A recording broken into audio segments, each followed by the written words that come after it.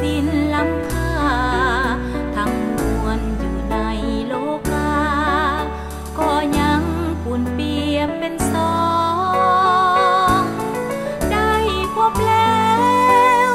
หวังคิดหัวไปปองอยากเก็บใส่พานทองเทิดไว้ตลอดชีวิตดังมณีเพชรงามล้ำค่าล่วงหล่นหยุดจากฟากฟ้าลงมาสู่พื้นแผ่นดินเปรียบผ้าไหมใสแวววาวสวยดีเหมือนดังอัญมณี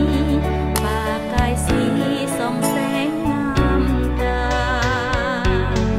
สายคนนั้นที่ฝันที่ปรารถนาเป็นหนึ่งอยู่ในโลกาพบผ่านแล้วยิ่งไฟ